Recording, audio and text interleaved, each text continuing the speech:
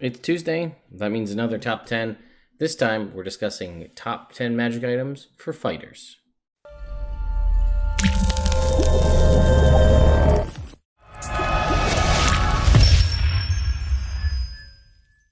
Getting our standard things out of the way up front, we are not doing any legendary magic items. We're not doing any artifacts or sentient items, and we are not doing any consumables like scrolls or potions. And we're also not doing any of the tomes or books that kind of boost the stat by 2, as those are useful for anyone regardless of what they are, so those have been eliminated.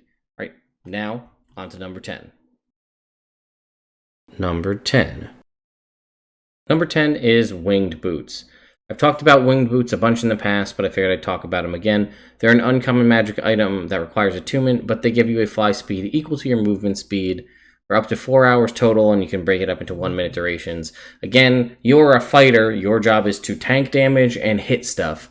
If things are flying, you can't get up there to hit them without some means of flight. The reason these are number 10 is, as a fighter, I feel like you are also you may be a dexterity-based fighter. Ranged weapons may be more of a thing that you have access to or that you'll be using, like a longbow or something like that. I realize it's kind of similar for barbarian, but I feel like there are better options for a fighter, which is why winged boots are so low on the list.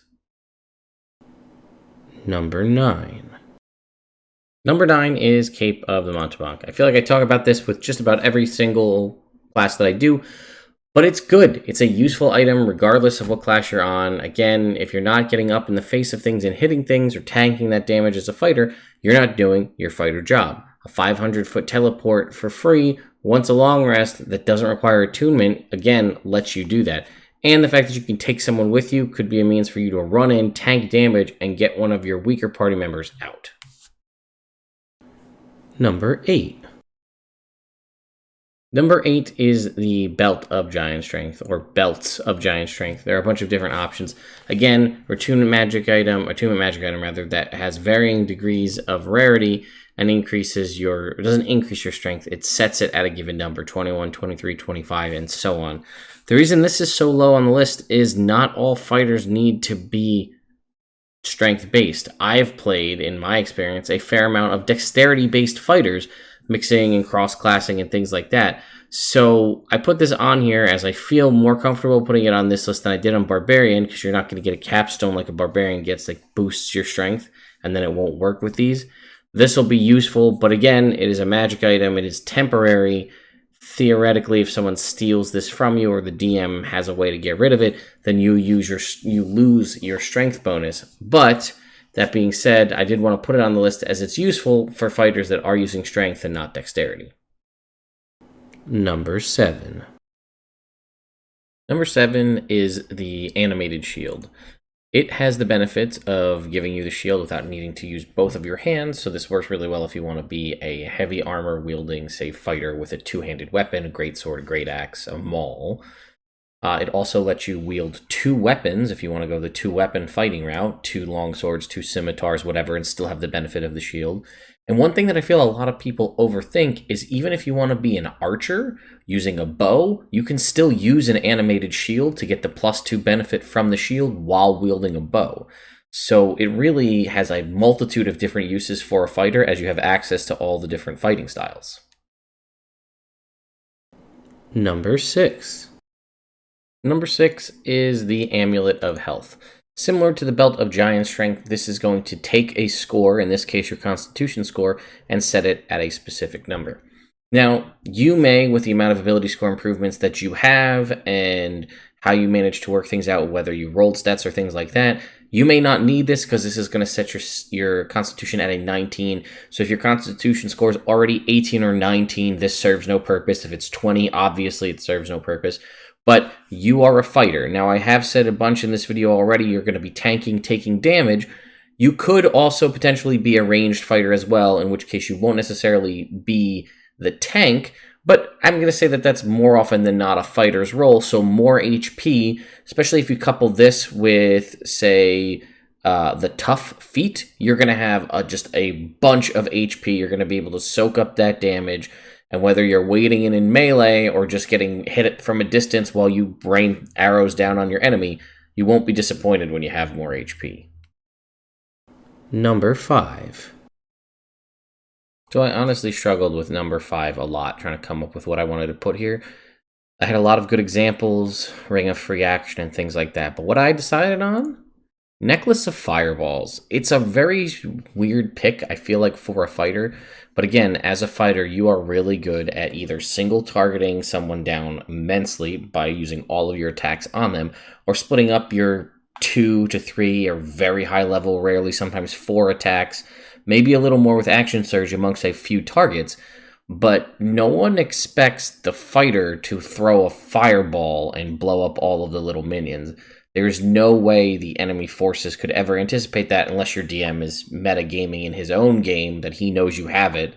But you don't really have access to it's non-attunement, which is a great thing. You have the necklace, you can pick off a bead and throw an individual bead to have it activate a fireball. You can throw the entire beads, which just bumps the fireball spell up by 1 level. There's no point in doing that, though. You'll get more bang for your buck. It starts with a d6 plus 3 beads hanging from it, so you're at a minimum of 4 beads. So that's 4 uses of fireball.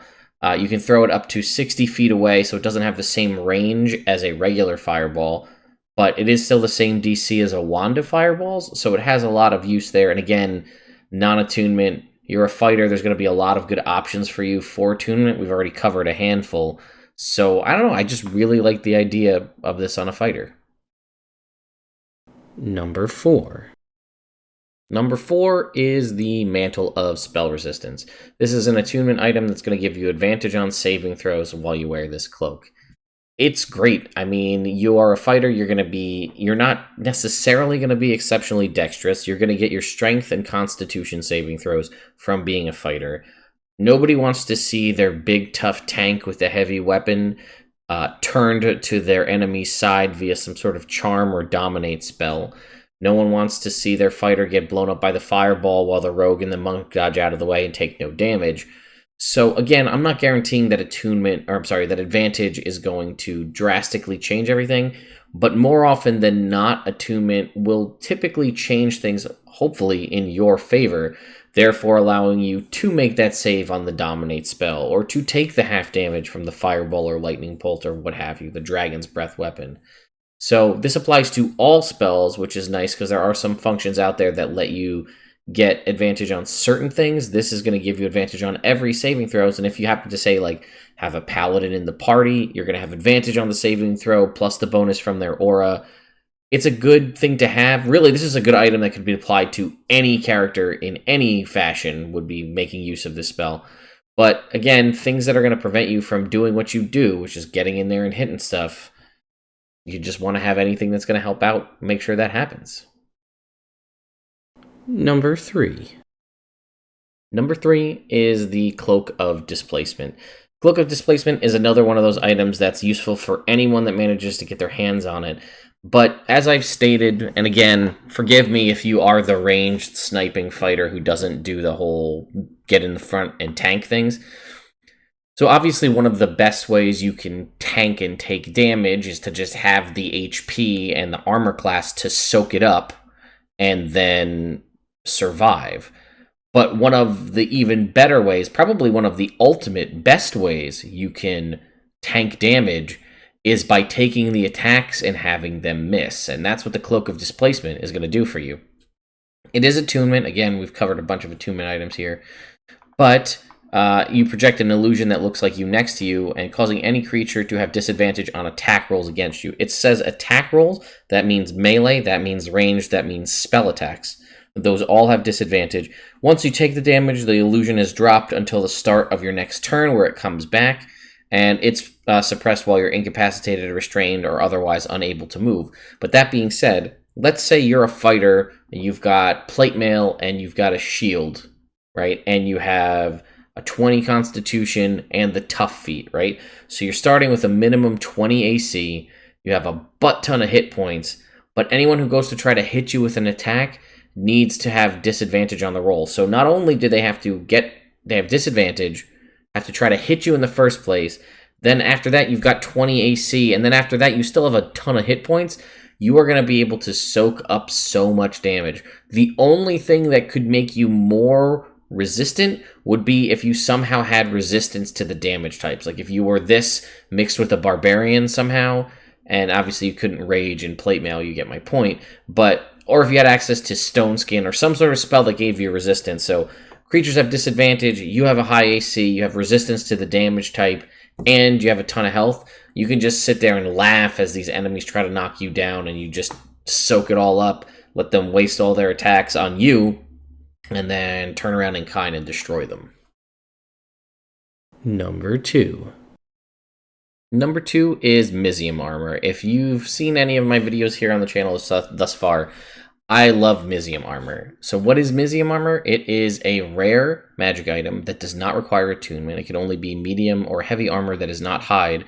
And if you're familiar with adamantine armor, that really great armor that allows you to avoid any critical hits, turning any critical hit against you into a normal hit, Mizzium Armor is that, but then better, because not only does a critical hit against you become a normal hit, whenever you are subjected to a magical effect that allows you to make a strength or con save to take half damage, you instead take no damage. So it essentially, now it doesn't give you the benefit of, it's almost like evasion, right? So evasion is if you fail a dexterity saving throw, you take half damage, and if you succeed, you take no damage. This is if you succeed and would take half damage, you take no damage. Obviously, if you fail, you're still going to take the full damage, but it's going to give you that benefit, plus also on top of it, critical hits are turned into normal hits against you. Really, as a fighter, you're going to want a good set of armor. This is my personal favorite, but +1, +2, +3 armor is great. Dwarven Plate, also an option for you, which is a 20 AC base without any attunement. But Mizzium Armor is my personal favorite, and this is my list, so that's what you get.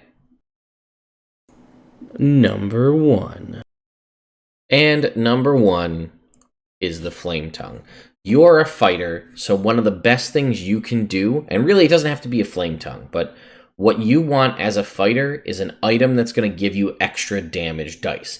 You, base included in the game with Action Surge and Extra Attack, are going to have more chances to hit an enemy than any other class out there.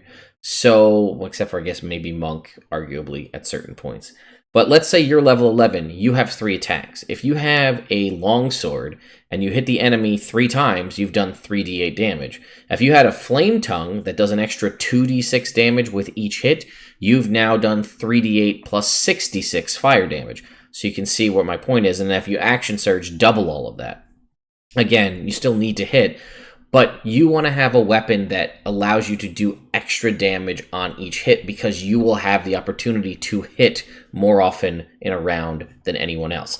At level 5, you're pretty much on par with every other martial class, like fighters like paladins and rangers and barbarians.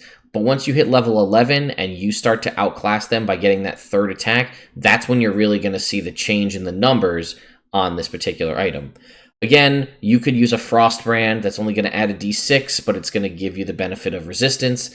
Any kind of weapon you can find that's just going to add dice to the damage you roll is what you want. The benefit of the Flame Tongue is, again, it's any sword, so that will cover all of your strength-based swords, like a great sword, a long sword, and then you will also be able to use rapiers, scimitars, and short swords. So if you're a dex-based fighter, this gives you the option of using finesse-based weapons to still get that. I feel like a lot of people discount the idea of, like, I feel like in my mind, when everyone thinks of a Flame Tongue, they think of a great sword or a long sword. Not a lot of people think of a rapier or a scimitar. Again, if you by some miracle got 2 scimitars that were both Flame Tongues and had 2-weapon fighting, you'd be going crazy doing all sorts of fire damage. So anyway, guys, that's it for my top 10 magic items for fighters. Let me know what you thought of my list. I'm sure there's going to be some controversy over some of the stuff that I didn't include. There always is. But if you're unfamiliar, this is a top 10 list, so it's my opinion about what I think are the top 10 items for fighters. Those obviously will differ from yours, although they may all be the same. Please leave your list in the description below. I'd love to hear what your top 10 magic items for fighters are. I've only played Fighter a few times in 5th edition, but maybe you've played Fighter a lot more than I have, and you have a better insight onto what's useful. Leave it in the comments. Perhaps your list will help somebody else out in the future. If you like this video, feel free to give it a thumbs up and subscribe to the channel. I put out new videos pretty much as I can try to do almost every week or every day of it. I would do it every week, but sometimes I try to do every day. Definitely new top 10 videos every Tuesday. So we're going through alphabetical order in the player's handbook. So next week will be Monk. So top 10 magic items for Monk will be next Tuesday. Come check that out. And I do also stream every Monday, Tuesday, Wednesday, and every other Sunday on Twitch. There's a link to that in the description below. Mondays, we're now doing world building on Twitch, and that world building is what's happening in the Tuesday game. So if you happen to be there yesterday for what we built in my homebrew world, you'll get to see the fruits of our labor in tonight's game on Tuesday. So, anyway, guys, I hope you enjoyed this, and I'll see you next time.